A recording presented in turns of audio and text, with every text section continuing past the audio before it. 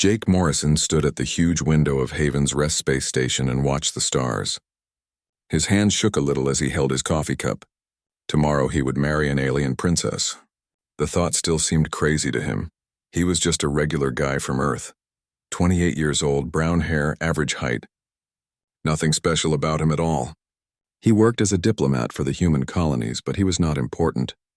He filled out papers and attended boring meetings. Now suddenly the fate of 2 entire civilizations rested on his shoulders. The war had been going on for 30 years. Not a real war with shooting and bombs, but a Cold War. Humans and the Zephyrian Empire watched each other across space, building weapons and making threats. Everyone knew that one day the shooting would start. When it did, millions would die. That was why Jake was here. Someone had decided that a marriage might prevent the war. A human would marry a Zephyrian princess. The idea was old-fashioned, but both sides were desperate enough to try it. Jake was chosen because of his brain. Not because he was smart, though he was smart enough. The aliens had tested him with their machines. They said his mind was quiet. Most human minds were too noisy and chaotic for telepathic aliens to handle. Jake's mind was different. The aliens could be around him without getting headaches. So here he was about to marry Princess Lyrale of House Stellaris. He had seen pictures of her, of course. She was beautiful in a way that made his chest tight. Her skin was pale blue like winter sky. Her hair was silver and seemed to glow. Her eyes were large and dark, with tiny stars that actually twinkled in them. She was also third in line to rule the entire Zephyrian Empire. The Empire controlled hundreds of worlds and trillions of people. Jake came from a small farming town in Ohio. This is insane, he said to himself, not for the first time. Having second thoughts, Jake turned around. Commander Lisa Park walked toward him. She was his handler, assigned to make sure he did not mess this up. She was tough and smart, with short black hair and sharp eyes. Maybe a few thousand thoughts, Jake said, all of them telling me to run. Lisa smiled a little. Too late for that. The ceremony is in 6 hours. Half the galaxy will be watching. That was true. The wedding would be broadcast across human space and Zephyrian territory. Billions of people would see Jake stumble through alien customs he barely understood. Tell me again why this will work, Jake said. Because both sides want it to work, Lisa replied. The Zephyrians are tired of fighting. They want to trade and explore, not build weapons, and we need their technology if we want to survive out here. Jake knew she was right. Human colonies were scattered and weak compared to the ancient Zephyrian Empire. The aliens had technology that humans could not even understand.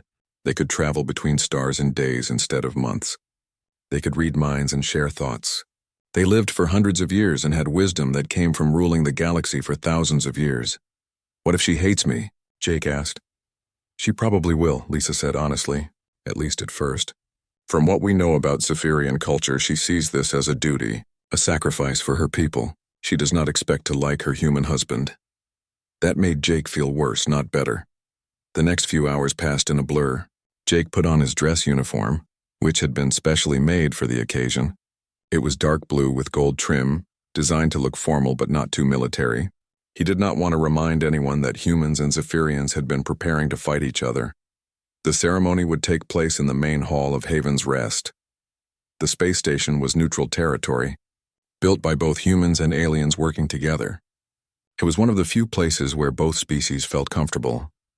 Jake waited in a small room next to the hall. Through the door he could hear hundreds of voices speaking in dozens of languages. Representatives from both civilizations had come to witness the wedding. The pressure made him feel sick. Ready? Lisa asked, checking her watch. Jake was not ready. He would never be ready, but he nodded anyway. The doors opened and Jake walked into the hall. It was enormous, with a ceiling that showed the stars outside. Hundreds of people sat in rows of seats. Humans on one side, aliens on the other. Cameras floated in the air, recording everything. At the far end of the hall was an altar that combined human and Zephyrian designs. Earth flowers grew next to crystals that hummed with alien energy. 2 officials waited there, a human judge and a Zephyrian priest whose skin changed colors as he breathed. Jake walked down the long aisle. Every step felt like it took forever. Eyes watched him from every direction. Some looked curious, some looked worried, some looked angry. He kept his back straight and tried to look confident. Then music began to play. Not human music or alien music, but something new that blended both styles. Jake reached the altar and turned around. Princess Lyrelei entered the hall. She was even more beautiful in person than in pictures. She moved like she was floating, her silver dress flowing around her like liquid light. Her face showed no emotion at all. She looked at Jake once quickly, then focused on something beyond him. As she walked down the aisle, Jake could hear whispers from the Zephyrian side. They were speaking in their own language, but he had learned enough to understand some words. Primitive. Barbaric. Unfortunate necessity. Lyrelei reached the altar and stood beside him. She was tall, almost as tall as Jake. Up close, he could see that her skin actually sparkled a little, like it had tiny diamonds under the surface. She smelled like flowers he had never encountered, sweet but with something wild underneath. "Hello," Jake said quietly. She looked at him with those star-filled eyes. For just a moment he thought he saw something there. Curiosity maybe, or surprise. But then her face became emotionless again. "Human," she said in perfect English. Her voice was musical, like wind chimes. The ceremony began. Jake and Lyrelei repeated words in both languages, promising to honor each other and work for peace between their peoples. Jake slipped a ring onto her finger, a simple gold band that looked tiny against her elegant hands. She placed a crystal pendant around his neck that felt warm against his skin. When it was over, they were married. The crowd clapped and cheered, but Jake barely heard it. He was married to an alien princess who thought humans were barely civilized. Tomorrow they would travel to her home world, where he would try to prove that humans deserve to exist among the stars. As they walked back down the aisle together, Lyrelei spoke without looking at him. "Do not expect too much from this union, human. We both have duties to perform, nothing more." Jake nodded, but inside he felt something he had not expected. Not fear or sadness, but determination. Maybe she was right. Maybe this was just duty. But Jake had always believed that people could surprise each other. He had a feeling that the surprises were just beginning. The journey to Zephys Prime took 3 days on the alien ship called Starlight Harmony. Jake had never seen anything like it. The walls seemed to be made of living crystal that glowed softly and changed color based on the mood of the crew. There were no sharp corners anywhere. Everything flowed together like the ship had grown instead of being built. Jake's room was beautiful but strange. The bed floated in the air held up by invisible forces. The walls showed pictures of alien landscapes that moved like windows. When he touched a panel, food appeared from nowhere, perfectly prepared but tasting like nothing he had ever eaten before. He rarely saw Lyrelei during the trip. She stayed in her own section of the ship with her attendants. Sometimes he heard them talking in the corridors, their musical voices rising and falling like a song. When he tried to understand their words, he only caught fragments. Crude creature. Poor princess forced to endure this. It will not last long. How could it? Jake tried not to let the words bother him, but they did. He spent most of his time studying. Commander Park had given him books and recordings about Zephyrian culture. He needed to learn their customs, especially the ones for married couples. The more he learned, the more nervous he became. Zephyrian marriage was not like human marriage. It was not just about two people promising to live together. It was about minds joining together, sharing thoughts and feelings in ways that humans could not imagine. The wedding ceremony had been just the beginning. The real marriage would happen on their first night together, in a ritual called the bonding. Jake read about the bonding until his eyes hurt. According to the books, it was the most important moment in any Zephyrian marriage. The couple would join their minds completely, sharing their deepest thoughts and memories. After the bonding, they would always be connected. They would be able to feel each other's emotions and sometimes even hear each other's thoughts. It sounded beautiful and terrifying at the same time. The problem was that Jake was human. He could not read minds or share thoughts. He was not even sure he had the right kind of mind for the ritual to work. What if nothing happened? What if Lyrelei tried to connect with him and found nothing there? What if he embarrassed himself and all of humanity? On the second day of the journey, Jake finally saw Lyrelei again. He was in the ship's observation deck looking out at the stars when she entered. She moved to the opposite side of the room and stood quietly, also watching space pass by. They did not speak for a long time. The silence felt heavy and awkward. Finally, Jake decided to try. "It's beautiful," he said, nodding toward the stars. Lyrelei glanced at him. "You find beauty in the void between worlds?" "I find beauty in the fact that we can travel between them," Jake said. 100 years ago, humans thought the stars were unreachable. Now here I am, married to someone from another world entirely. Yes, Lyrelei said softly. Here you are. Something in her voice made Jake look at her more carefully. For just a moment she looked sad. Or maybe lonely. But when she noticed him watching, her face became blank again. Are you nervous about tomorrow? Jake asked. Tomorrow? When we reach your home? I've been reading about Zephyrian customs, but I'm still not sure I understand everything. Lyrelei turned to face him fully for the first time since the wedding. Her star-filled eyes studied his face. You have been studying our ways? Of course. I don't want to offend anyone or do something wrong. This marriage is important for both our peoples. Something flickered across her features. Surprise, maybe? Most humans do not bother to learn about other cultures, she said. Most humans haven't married alien princesses, Jake replied with a small smile. Lyrelei almost smiled back. Almost. But then she caught herself. The bonding ritual requires no preparation from you, she said formally. I will guide the process. You need only endure it, endure it. That did not sound promising. Is it painful? Jake asked. Not painful, but it may be overwhelming for a human mind. The books you have read cannot truly explain what it means to share consciousness with another being. Your thoughts will be open to me as mine will be to you. For someone who has never experienced telepathic contact, it can be intense. Jake nodded, trying to look braver than he felt. I understand, he said. Do you? Lyrelei asked.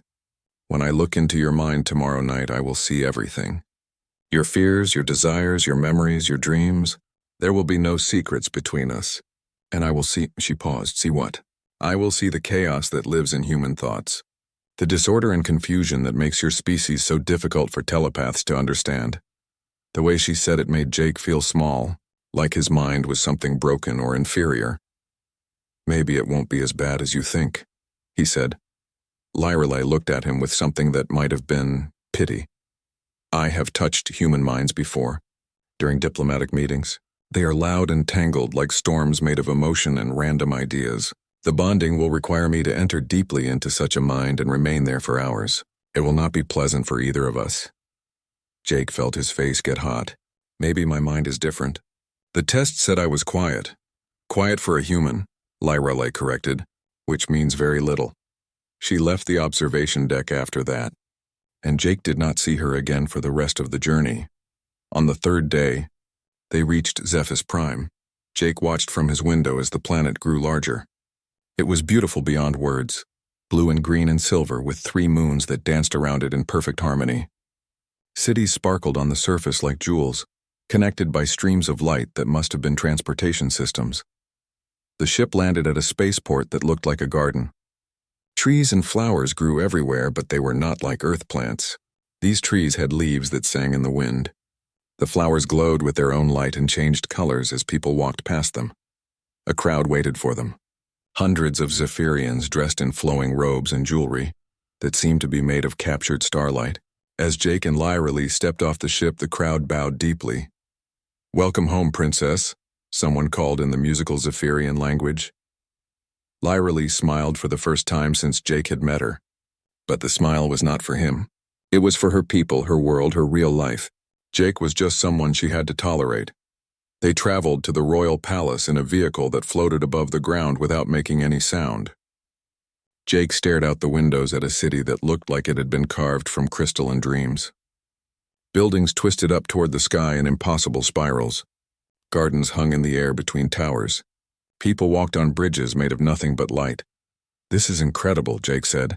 This is home, Lyrelei replied. The palace was the most amazing thing Jake had ever seen.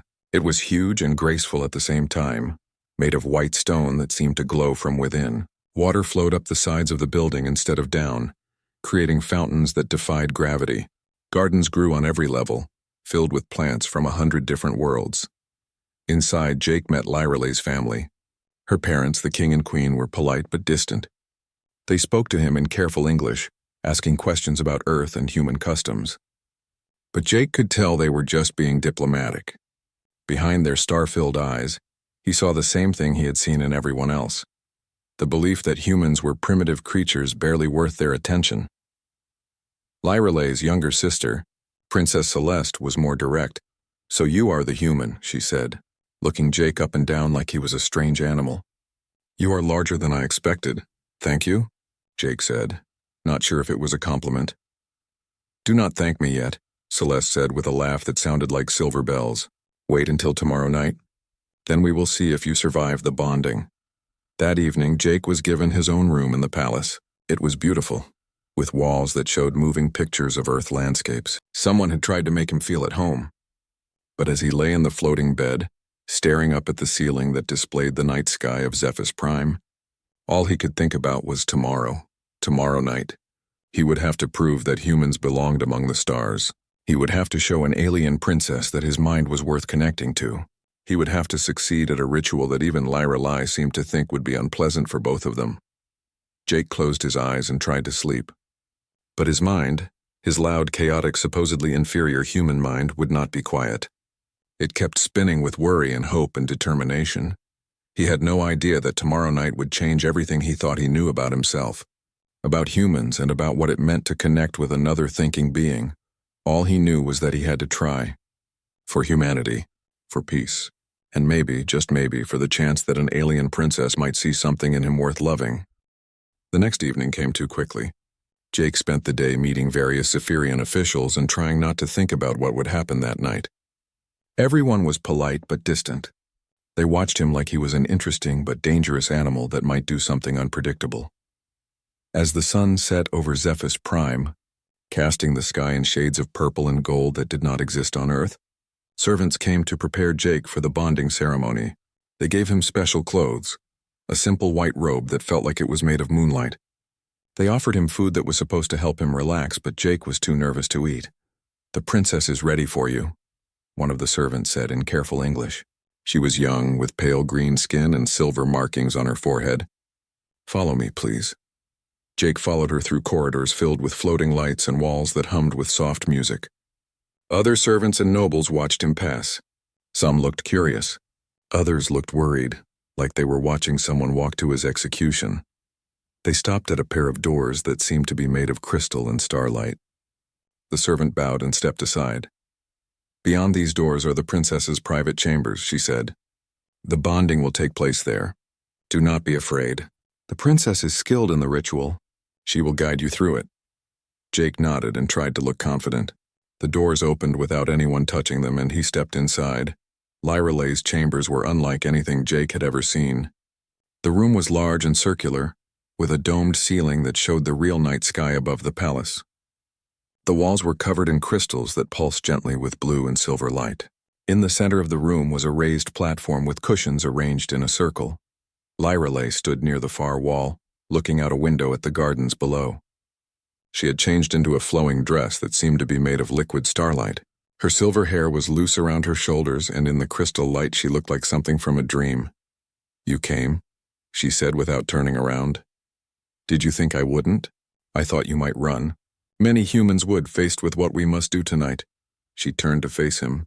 In the soft light of the crystals, her star-filled eyes seemed deeper than space itself. "Are you ready?" she asked. "I don't think anyone can be ready for something like this," Jake said honestly. "But I'm here." Lyra Lai nodded and moved to the center of the room. She sat on one of the cushions and gestured for Jake to sit across from her. The crystals around the room began to glow brighter, humming with energy that Jake could feel in his bones. "The bonding is sacred to my people," Lyra Lai said. "It is how we join our lives together, sharing our deepest selves. For Zephyrians, it is natural. We are born with telepathic abilities. But humans," she paused, "this may be difficult for you. What exactly will happen? I will reach out with my mind and touch yours. At first, the contact will be light, like a whisper. Then gradually, I will go deeper. We will share thoughts, memories, emotions. For a few hours, we will be one consciousness instead of two." Jake felt his heart speed up. Will it hurt? Not hurt exactly. But human minds are chaotic and loud. Being inside one for so long will be challenging for me, and you may find the experience overwhelming. She closed her eyes and held out her hands. Jake took them, surprised by how warm they were. "Try to relax," Lyra Lai said. "Let your mind go quiet. Do not fight what you feel." The crystals around the room began to sing, a high, pure note that seemed to come from everywhere at once. Jake felt something brush against his thoughts, light as a feather. Lorelei frowned. Strange, she murmured. I expected more resistance. The touch grew stronger. Jake felt Lorelei's presence in his mind like a warm light. It was the strangest sensation he had ever experienced. Knowing that someone else was sharing his thoughts, seeing through his eyes, feeling what he felt. But then something unexpected happened. Lorelei gasped, and her eyes flew open. She stared at Jake with an expression of complete shock. What? Jake asked. What's wrong? I don't understand, she said, her voice shaking. Your mind. It's not what I expected. Is that bad? Lorelei closed her eyes again, concentrating. The crystal light grew brighter. Jake felt her presence push deeper into his consciousness, and suddenly the world exploded into color and sensation. Through their connection, Jake could feel Lorelei's amazement. She had expected to find a simple, primitive mind, something small and easily understood.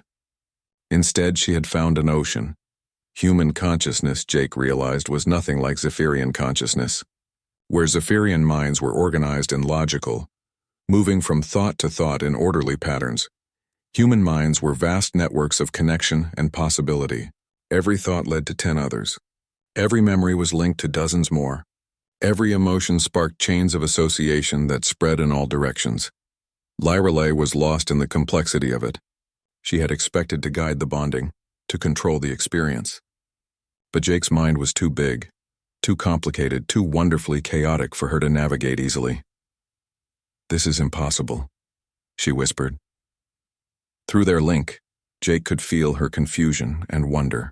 He could see how his mind looked to her, not primitive and simple, but incredibly sophisticated in ways she had never imagined. Where Zephyrian thoughts moved like streams, human thoughts moved like lightning, making connections across vast distances in milliseconds. I told you humans might surprise you, Jake said softly. Lorelei's presence in his mind grew stronger, more confident. She began to explore the landscape of his consciousness, marveling at what she found. Jake's memories were not filed away neatly like Zephyrian memories. They were alive, connected to emotions and sensations and other memories in ways that created an ever-changing web of meaning. She saw his childhood on Earth, playing in fields under a yellow sun, learning to read from his grandmother, watching the stars and dreaming of traveling to them someday. She felt his loneliness as a young diplomat, his determination to do good work even when no one noticed, his fear when he learned he would marry an alien princess. But she also saw deeper things.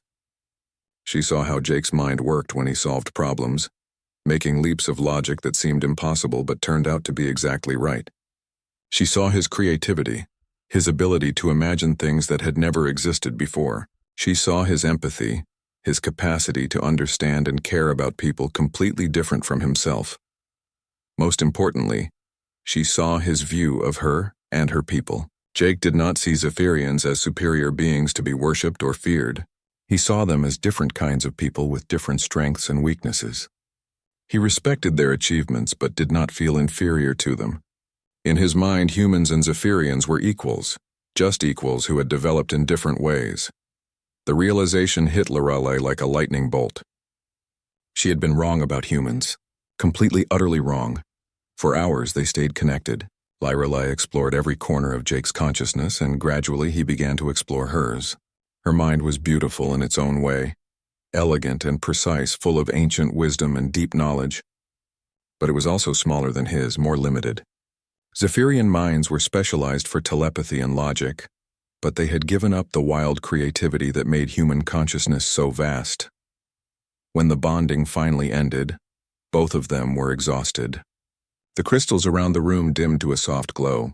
Jake and Lorelei sat in silence, still holding hands, trying to process what had happened.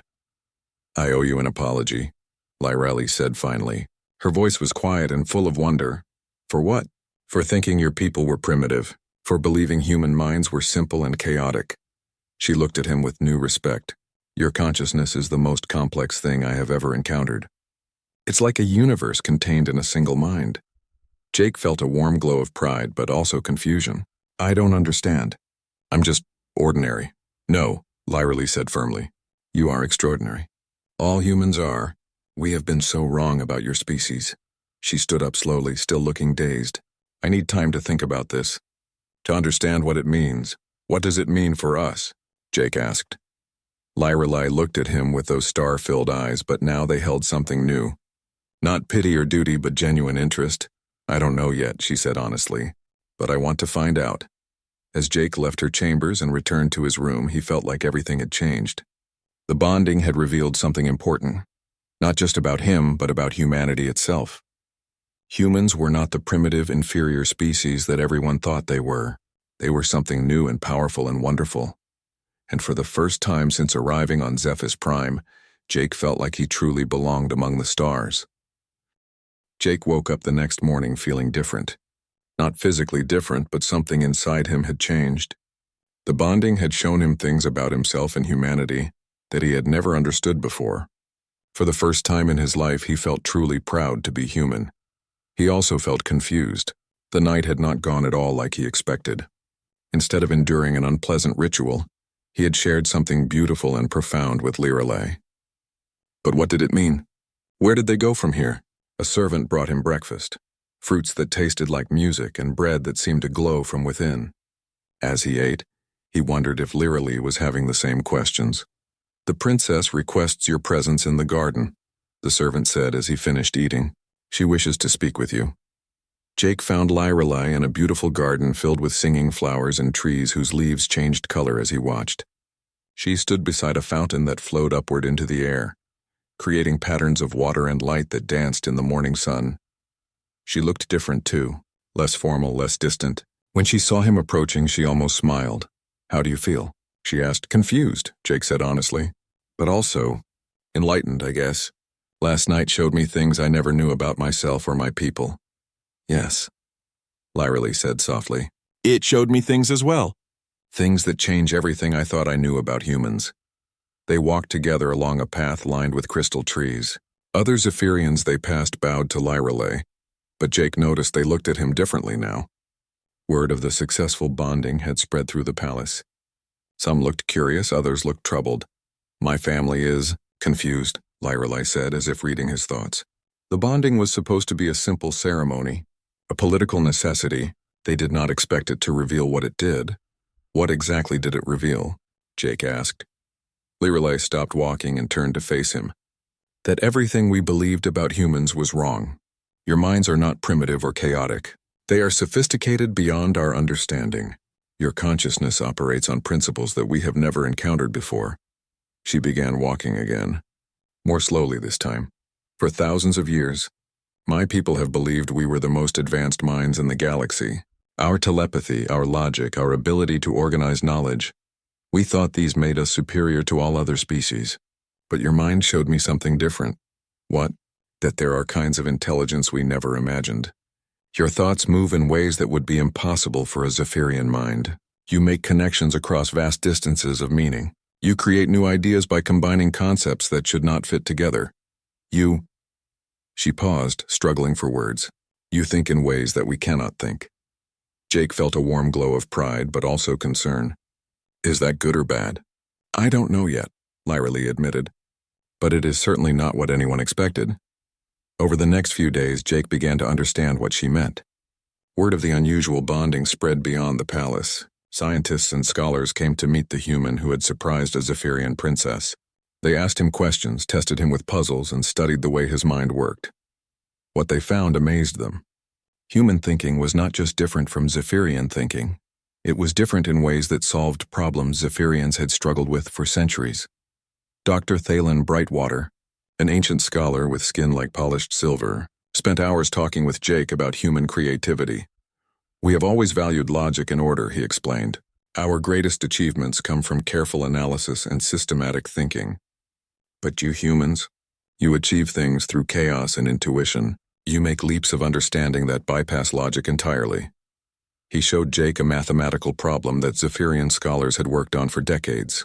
Jake looked at it for 10 minutes and suggested a completely different approach, one that the Zephyrians had never considered because it seemed too wild and unstructured. When they tested his idea, it worked perfectly. "How did you know to try that?" Dr. Brightwater asked, amazed. "I didn't know," Jake said. "It just felt right." That phrase, "it just felt right," and became famous among the Zephyrian scholars. They had never heard of making important decisions based on feelings or intuition. For them, every choice had to be logical and carefully reasoned. But Jake routinely made brilliant decisions based on nothing more than gut instinct. The more time Lorelei spent with Jake, the more fascinated she became. She started asking him about human culture, human history, human ways of solving problems. What she learned challenged everything she thought she knew about civilization itself. "You have wars," she said one evening as they walked through the palace gardens. "Terrible, destructive wars. We have always seen this as proof that humans are barbaric." "Wars are terrible," Jake agreed, "but they also drive innovation. Humans often make their greatest breakthroughs when they're facing their greatest challenges." "That makes no sense," Lorelei said. "Why would conflict lead to progress?" "Because it forces us to think in new ways. When everything is comfortable and predictable, it's easy to keep doing things the same way. But when survival is at stake, we have to be creative. We have to try things that seem impossible." Lorelei thought about this for a long time. Zephyrian society was peaceful and stable. It had been basically the same for thousands of years. That stability was one of their greatest achievements, but Jake was suggesting it might also be a limitation.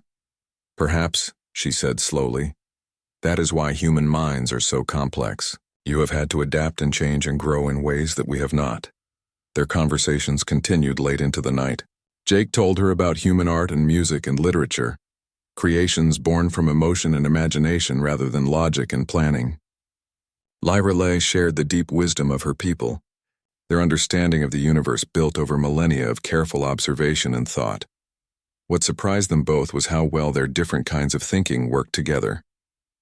When Jake's wild creativity combined with Lorelei's systematic knowledge, they could solve problems that neither could handle alone. But not everyone was happy about these discoveries. Princess Celeste cornered Jake one afternoon in the palace library. "You are causing trouble," she said bluntly. "My sister has become obsessed with human thinking. She spends all her time studying your people instead of attending to her duties." "I'm sorry if—" "Do not apologize," Celeste interrupted. "Just understand that many of my people are concerned. For thousands of years we have known our place in the universe. We are the advanced civilization. We are the teachers and leaders. Now you come here and suggest that perhaps we are not as superior as we believed." Jake could see her point. The discovery that humans had valuable kinds of intelligence that Zephyrians lacked was threatening to an entire worldview. "I'm not trying to threaten anyone," Jake said. "I just want our peoples to understand each other better." "Understanding can be dangerous," Celeste replied.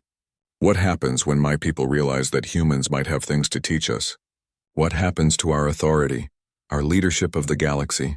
That evening, Jake shared his conversation with Celeste with Lorelei.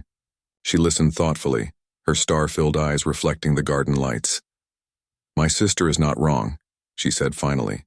"The implications of what we have learned are significant. If human minds truly possess capabilities that we lack, it changes the balance of power in the galaxy. Does that scare you?" Lorelei was quiet for a long moment. "Yes," she said honestly, "but it also excites me. For the first time in my life, I am learning something completely new. I am seeing possibilities I never imagined." She turned to look at him directly. "You have changed me, Jake Morrison. Before our bonding, I saw the universe as ordered and predictable. Now I see it as full of infinite possibilities." Something in her voice made Jake's heart speed up. This was not the cold, dutiful princess he had married. This was someone who was genuinely interested in him, in his thoughts and ideas and dreams. "You've changed me too," he said softly. "You've helped me understand that being human is something to be proud of, not apologetic about." They were standing close now, closer than they had been since the bonding. In the soft light of the alien garden, Lorelei looked more beautiful than ever. But it was not just her physical beauty that attracted Jake anymore. It was her intelligence, her curiosity, her willingness to question everything she had believed. "What happens now?" Jake asked. "I don't know," Lorelei replied, "but I want to find out. Together." For the first time since their wedding, she smiled at him, a real smile, warm and genuine. Jake smiled back, and in that moment he realized that their marriage might become something neither of them had expected. Something real. The trouble started a week after the bonding ceremony. Jake was reading in the palace library when urgent voices echoed through the corridors. He could not understand all the words, but he recognized the tone. Anger, fear, and heated argument. Lyrelay found him an hour later. Her face was pale and her star-filled eyes looked troubled. "What's happening?" Jake asked. "The High Council has called an emergency session," she said quietly. "They want to declare our marriage invalid." Jake felt his stomach drop. Why? Because the bonding revealed things they do not want to accept. Lord Vexius and the traditionalist faction believe that recognizing human intelligence as equal to ours threatens the natural order of the galaxy. She sat down beside him, her hands shaking slightly. "They claimed that I was contaminated by the experience. That human chaos has infected my thinking and made me unfit for royal duties." "That's ridiculous," Jake said angrily. "Is it?" Lyrelay asked softly. "I have been questioning everything since our bonding. Everything my people have taught me about superiority and our place in the universe. Maybe they are right to be concerned?" "No," Jake said firmly. "They're scared. Scared that their assumptions about humans were wrong. Scared that they might have to treat us as equals instead of primitive children." That evening, the High Council convened in the great assembly hall of the palace. Jake was not allowed to attend, but Lyrelay insisted he stay close by. She would need his support for what was about to happen. Through the tall windows, Jake could see hundreds of Zephyrian nobles gathering in the hall. Their voices rose and fell like ocean waves, urgent and angry. At the center of it all sat King Alderaan and Queen Celestine, looking grave and worried. Lord Vexius stood to address the assembly. He was old even by Zephyrian standards, with skin like ancient marble and eyes that held no warmth. "Fellow Zephyrians," his voice carried clearly through the hall, "we face a crisis that threatens the very foundation of our civilization. The bonding between Princess Lyrelay and the human has revealed disturbing truths." Jake listened as Lord Vexius spoke about the contamination of royal blood and the dangerous influence of human thinking. He argued that the marriage was based on false premises, that humans had somehow deceived them about their true nature. "We entered this alliance believing we were helping a primitive species," Vexius declared. "Instead, we have discovered creatures whose minds operate in ways that challenge our understanding of intelligence itself. This is not evolution, this is aberration." Many in the assembly nodded in agreement. Jake could see fear in their faces, fear of losing their position as the galaxy's most advanced civilization. Then Lyrelay stood to speak. The hall fell silent. In the soft crystal light, she looked every inch a royal princess, but her voice carried new strength and confidence. "Lord Vexius speaks of contamination," she said clearly. "But I speak of revelation. The bonding with Jake Morrison has not corrupted my thinking. It has expanded it beyond anything I thought possible." She gestured toward the windows where Jake stood, listening. "This human has shown me kinds of intelligence that we have never imagined. His mind solves problems in ways that bypass our logic, but reach brilliant conclusions. His creativity generates ideas that our systematic thinking cannot produce. His empathy allows him to understand beings completely different from himself." Her voice grew stronger. "We have spent thousands of years believing that our way of thinking was the only sophisticated way. We were wrong. Human consciousness represents a completely different path to intelligence, one that may be even more powerful than our own." The assembly erupted in angry voices. Some nobles shouted that she was betraying her own people. Others demanded that the marriage be annulled immediately. King Alderaan called for order, his voice cutting through the chaos. When the hall was quiet, he looked at his daughter with sad eyes. "Lyrelay," he said gently, "you are my beloved daughter, and I have always trusted your judgment. But what you are suggesting, it changes everything. How can we maintain our leadership of the galaxy if we admit that others may be our equals?" Lyrelay looked around the assembly, meeting the eyes of nobles who had known her since birth. "Perhaps," she said quietly, "leadership is not about being superior to others. Perhaps it is about bringing out the best in everyone." That was when Jake decided he could not stay silent any longer. The guards tried to stop him, but he pushed past them and entered the assembly hall.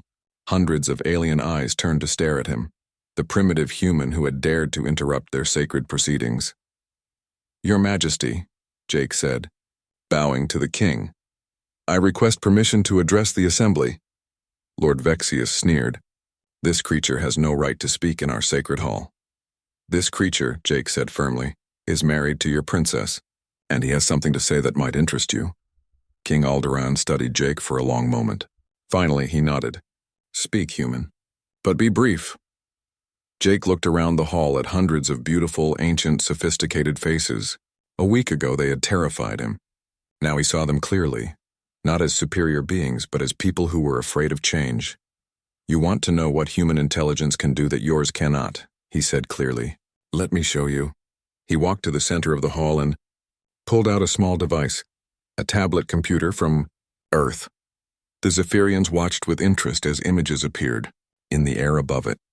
This is Earth 50 years ago, Jake said as pictures of a polluted, war-torn planet filled the air. Damaged by war, poisoned by industry, dying from human mistakes. The images changed, showing the same places decades later. Cities powered by clean energy, forests restored, oceans cleaned, people working together instead of fighting. This is Earth today, Jake continued. Healed by human creativity, human adaptability, human refusal to accept that things cannot change. He showed them more. Human art that moved Zephyrian hearts. Human music that made ancient nobles weep. Human solutions to problems that Zephyrian logic had never solved. You say human thinking is chaotic, Jake said, but chaos is not weakness. Chaos is the source of all new possibilities. Your ordered minds are beautiful and wise, but they cannot create what has never existed before. Only chaos can do that. He gestured to Lyralee, who stood watching him with shining eyes. Your princess has not been contaminated by human thinking. She has been liberated by it. Together, our different kinds of intelligence can solve problems that neither of us could handle alone. Jake touched his tablet again, and new images appeared. Designs for starships that combined human creativity with Zephyrian technology. Plans for colonies that used both human adaptability and Zephyrian wisdom. Solutions to galactic problems that required both species working together. This is what becomes possible when different kinds of minds cooperate instead of competing, Jake said. This is what you could have if you choose partnership over superiority. The hall was completely silent. Even Lord Vexius seemed stunned by what he had seen. Finally, an elderly noble named Lady Sylviana stood up. She was one of the most respected voices in the assembly. Human Morrison, she said formally. Are you suggesting that your people have things to teach us? Yes, Jake said without hesitation. Just as you have things to teach us. Intelligence is not a contest. It is a collaboration. The debate that followed lasted hours.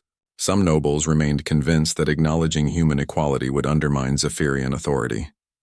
But others began to see the possibilities that Jake and Lyralee were offering. Dr. Brightwater spoke about the scientific breakthroughs that human thinking had already produced. Princess Celeste, despite her earlier concerns, admitted that watching her sister work with Jake had shown her new ways of approaching old problems. When the vote finally came, it was close. But in the end, the assembly chose to uphold the marriage, not as a political necessity, but as a symbol of a new kind of partnership between species. As the nobles filed out of the hall, King Alderaan approached Jake and Lyralee. You have changed something fundamental today, he said seriously. I hope you understand the responsibility that comes with that. We do, Father, Lyralee said, taking Jake's hand. And we're ready for it. 6 months later, Jake stood on the observation deck of a new kind of space station, one designed by both human and Zephyrian minds working together. Through the vast windows he could see ships from both civilizations docked side by side. Human crews and Zephyrian crews worked together, learning from each other, creating things that neither could have imagined alone. Lyralee joined him at the window, her presence warm and familiar beside him. Their marriage had become something beautiful, a true partnership built on love, respect, and shared wonder at the universe's infinite possibilities.